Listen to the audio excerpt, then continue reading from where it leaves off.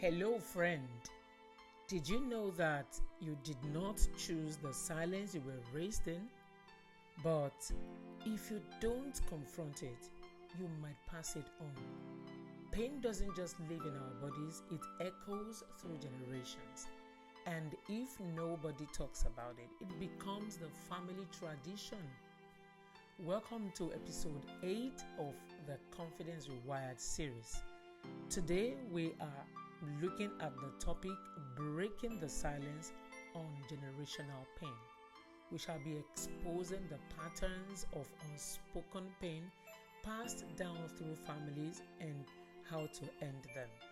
Please share this video with at least 5 people in your circle. Let them know we are live now. And when you're done sharing, put number 5 in the chat and don't go anywhere. I'll be right back.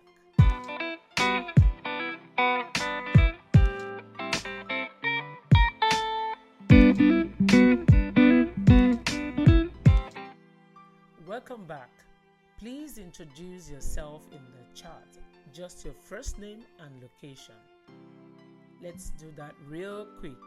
I see Dami from UK. You are welcome. Oh, Okpe from Ibadan. Welcome, Ibadan in Oyo State. Thank you. Thank you for joining. I see you. I see Favor from Germany. Thank you for joining. Shegun from Abeokuta. Thank you. You are welcome. Now let's get into the real business of today. Drop an emoji in the chat if you've ever caught yourself saying or doing something and thought, wait, that's exactly what my mom or dad used to do. You may be living in a cycle that did not start with you, but it can end with you. Every family has its spoken rules as well as the unspoken ones. I call it culture. You know, when we hear the word culture, we often think about things like language, food, tradition, what people wear, what they celebrate. But I want us to take it deeper today. Culture isn't just about nations. It's not just about communities. It is personal. Every family has a culture, whether they know it or not. Some rules in that culture are loud and clear. Like in this house, we don't cry. We don't talk back. Boys don't show emotions. Girls don't sit with their legs open. Who can relate to that? But some of the rules are unspoken, and yet they scream the loudest. There are things like your value depends on how much you do for others. You are lovable when you are perfect.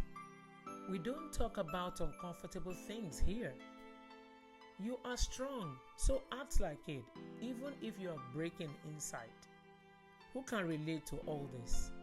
You know, these silent messages become the blueprint of how we show up in the world. They form our definition of love. They dictate how safe we feel to speak up. They train us on when to hide and when to perform. That is culture. It's not just food and dance. It is the invisible operating system of your confidence. And here's the kicker. You don't just live by culture.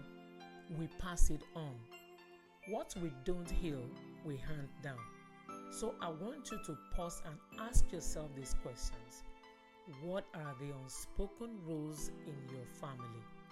What did you learn about worth, safety, or identity that no one ever said, but everybody demonstrated? If we are ever going to break the masks and rewire confidence, we have to go back to the culture that trained us to hide in the first place. Because before you ever chose your mask, you were handed one consciously or unconsciously. These unspoken rules are the ones that scar the deepest, and we cannot exhaust them. Like, don't talk back, we don't show weakness, tears are a sign of immaturity, you better not disgrace this family.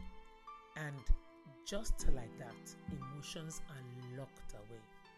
Some of us inherited silence, not because our parents didn't love us, but because they never learned how to express love. And guess what? Many of them were raised in the same way. Let's be real. A mother who never heard "I am proud of you" might struggle to say it to her child. A father who was told "be a man" might raise a son who doesn't know how to feel. It's not about blaming them. It's about breaking the pattern. Even in the Bible, we see family cycles. Abraham lied about Sarah being his wife. Isaac did the same with Rebekah. What about Jacob? He lied to get the blessing. That is 3 generations of silence, fear, and self-protection. Now let's take a look at this in real life. Sometimes the silence is louder than words. It's what we don't say that shapes us the most. No, I love you. No, you're safe here. No, I'm sorry. And some parents even think that they don't have to say "I'm sorry" to their children when they wrong them. So what happens? We learned to cope in silence. We bottle things that should have been expressed. We perform. We pretend.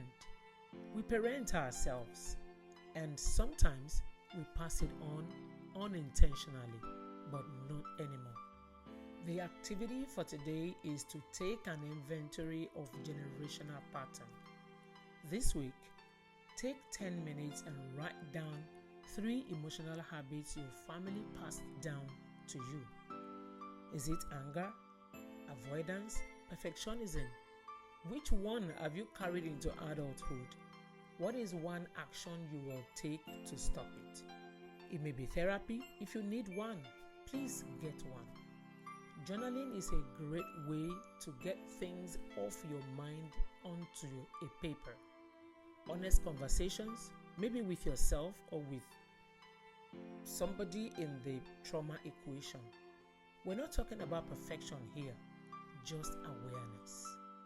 In closing, I need you to know that you are not the black sheep. You are a cycle breaker. And it's hard, I know, but your healing makes room for someone else's freedom. You may not be able to fix the past, but you can interrupt its power. Let's take this affirmation together. Say with me, I release what I was never meant to carry. I speak what was silenced, and I choose to be the turning point. Now go ahead and put in the comments, "The cycle ends with me." Then share this with someone who is afraid to speak up. Subscribe for the next episode titled "It's Not Your Fault. You Don't Want to Miss It." I also encourage you to get the past episodes and watch so you can connect all the dots together. See you next time.